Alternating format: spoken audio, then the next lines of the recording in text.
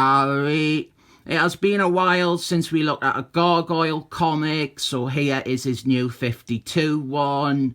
It is called Gargoyle Nights, and it is written by Doctor Who. This series is like an epic fantasy story set in the olden days. It's pretty close to Swords and Sorcerer Pots, really.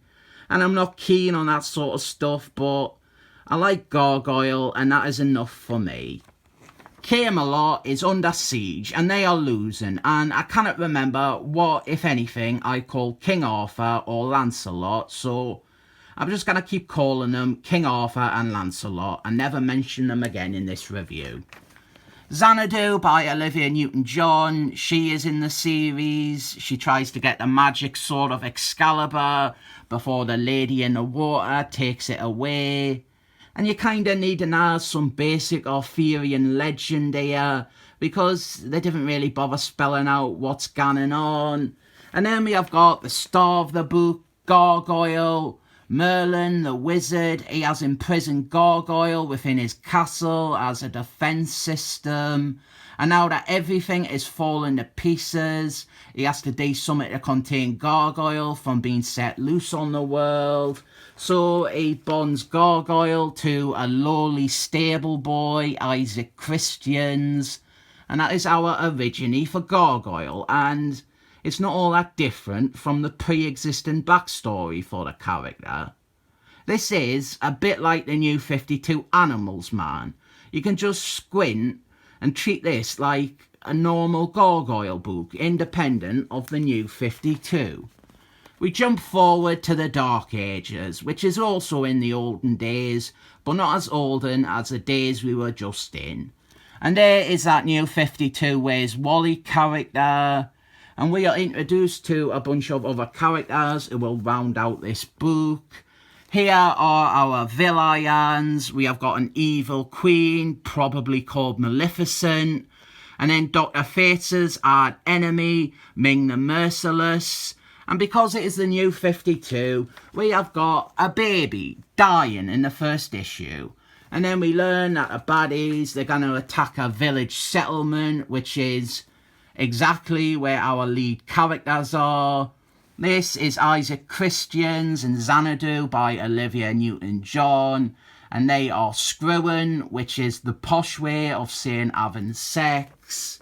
And they are at this village, and so is Macho Man Vandal Savage. And they gone for a pint with him. And White Knight is there. And for the new 52, White Knight is, let's just say, between genders. Also in this pub are Muhammad Jafar and an exiled fairy person from fairyland. We will call her Jasmine because I want to say I proper fancy the Jasmine off of the live action version of Aladdin. Never seen it, but I fancy her. Never seen Maleficent either. And it is the olden days when everything was racist, so they didn't want to serve Muhammad Jafar. And Jasmine, she's like, I am a dirty foreigner too, but I bet you will serve me. But all this racism, it doesn't matter because they all get attacked by Ming the Merciless's army. And now Isaac Christians, he has got to summon up the Gargoyle to fight them all off. And I do like the way Gargoyle is written in this. I didn't like when it's all goofy rhymes. And we get the reveal that Xanadu by Olivia Newton-John, she's actually more in love with Gargoyle than Isaac Christians. And our cliffhanger is that a big fuck-off dragon shows up.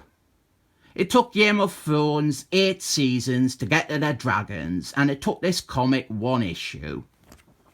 I don't know if that is true. Never watched Game of Thrones either. No interest. This is probably better than Game of Thrones and the live-action Aladdin and Maleficent 2, Mistress of Evil. I like this book, I really do. I think it is fun and somewhat different, and I honestly respect DC for being brave enough to actually try some weird genre stuff at the start of the new 52. But with all the goodwill in the world, as a first issue, this is lacking. I have felt this for almost all the first issues of the New 52 I have looked at. The first issues, they all feel like previews. They are 23 pages, but they feel like 8-page samplers. With this one, you don't get a tremendous sense of what this book is gonna be. And even some of the characters like Macho Man Vandal Savage or White Knight, they aren't set up, and you would be forgiven for not realising that they were meant to be proper members of the book's cast. I will say, unlike some of those New 52 debuts, this one, its ambition compensates for a lot of its shortcomings, and even though it does feel like it is missing a little bit, it's not missing that much. I would say this is like 94% of the way there. I didn't know if I recommend this issue, but I would recommend a trade paperback. So I'll rate this 7 thumbs that are up.